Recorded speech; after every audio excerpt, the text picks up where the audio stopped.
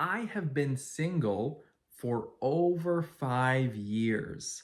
Um, I was watching the footage of this video over and I noticed I was doing some singles in the back squat. So I thought like, oh, this is kind of relatable, sort of. And this is something I want to talk about at the very least. I did a whole video called like 5+ years of celibacy or something. If you scroll down enough, you'll find it. And I talked a lot more about my childhood and, getting addicted to pornography and masturbation, getting hooked on drugs, going through bad relationships, getting addicted to alcohol. Maybe I even talked about my time in a psychiatric facility. I don't remember. But I will say, I don't want to talk about that stuff so much today. I just want to talk about how much being single has actually benefited me. And the first thing I'd like to talk about is my mother. God bless my mother, right? Thank you, God, for giving me my mother. I love my mom, right? One thing that's really helped me and my mom's relationship is me spending more time in isolation, because when men are in isolation, they can truly learn who they are. What are my characteristics? Other people get a better view of us, they get an outside view, they know us a little better on a certain level because we don't see ourselves from that perspective.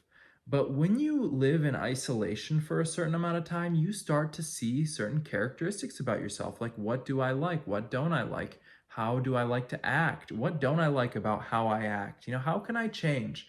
What do I want to change into?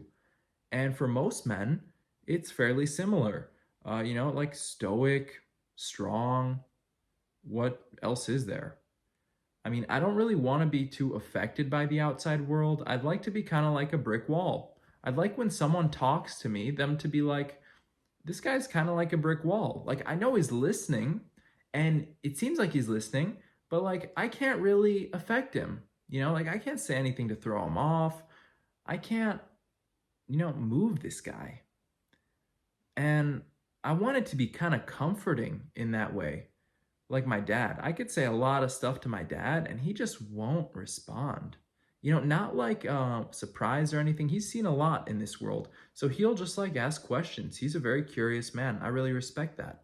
And going through this period of loneliness, of isolation that I did put myself through, going through it, I realized like I don't have to respond to everything. Strength is not only physical, there's a big mental capacity that comes with strength as well. Like, if you are mentally capable, you can handle anything anybody throws at you. I remember this one thing I saw online about one like Catholic queen or something, and this king or like emperor or whatever, he comes in and he's like, he's trying to debate her and she totally like destroys him in a debate. And so he brings like his 50 smartest philosophers and they all debate her, and she converts all these pagans into followers of Jesus Christ. Like, that's kind of how I want to be. I know this is a woman, right? But still, I respect the virtue. I respect that because, come on, as men, we're called to be leaders. And going back to my relationship with my mom, I can't always be an infant, right? She can't always baby me. And even though I was pampered and I was, I lived a very comfortable childhood, I grew up actually kind of weak. And that's one of the reasons that I got hooked on all this stuff. Um, Even though I was like that, I don't want to be like that forever. And I want to take care of my mom because there's going to come a day when she's going to need me. Thank God right now she's healthy and she's all right and she doesn't need my help on everything. But when she does need me, and even before then, I'd love to help her. I'd love to support my family. I'd love to uplift them. I don't want to just be dragging them down like a big baby, like a literal big baby. So that's been really awesome. Spending time alone, being single has been really beneficial for that. Another thing is that, I mean, going back to being infantile, like I've just grown up a little bit more. And I didn't see that in my teenage years or even in the time I was in college. This brings me to 1 Corinthians chapter 13 verse 11. When I was a child, I talked like a child. I thought like a child. I reasoned like a child.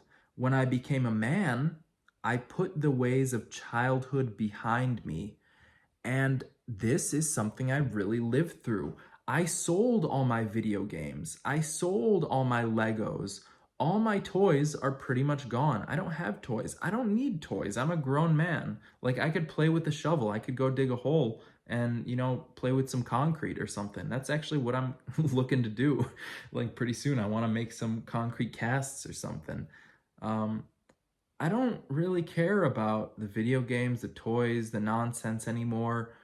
I'm much more interested in how much I can level up in the real world, not in the fake world, the digital world. I don't care so much about this stuff.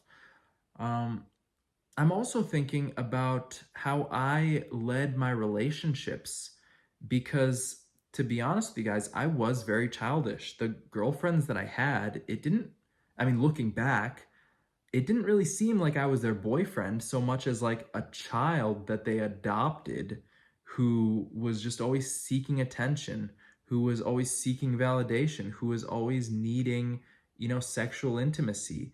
And personally, I don't like acting that way. And secondly, it's not right.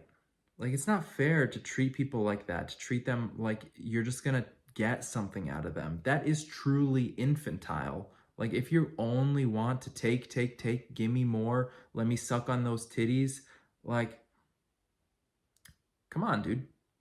Grow up. What are you doing? I'm mostly talking to myself, but come on. The Apostle Paul tells us, he gives us a structure for the family. This is the hierarchy for how the family should operate. The head of the husband is Christ. The head of the wife is the husband. And the head of Christ is God.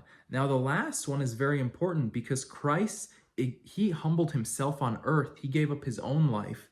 And so God the Father gave him authority to raise it up again. And he exalted him. And that's our example.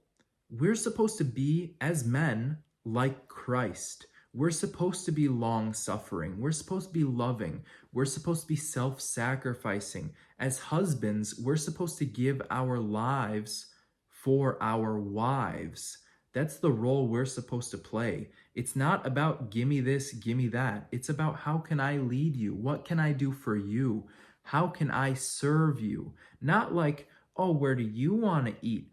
Oh, what do you think about this? What do you think we should do? That's not what I'm talking about, because that is putting your woman on a pedestal, which I know quite a lot about. I mean, I'd build that pedestal 3 miles up and she's not getting down from there. When I put her up there, I'm like, you're my goddess, you're my queen. No, she's not, dude. She's a sinner just like you. She makes mistakes. And in fact, when you pedestalize her, what ends up happening is she's like a chicken walking around without her head. She no longer has a leader. She no longer has an example to follow. She no longer has direction. That foundation's going to topple. You can't hang on that. You can hang on Christ. You can trust on him.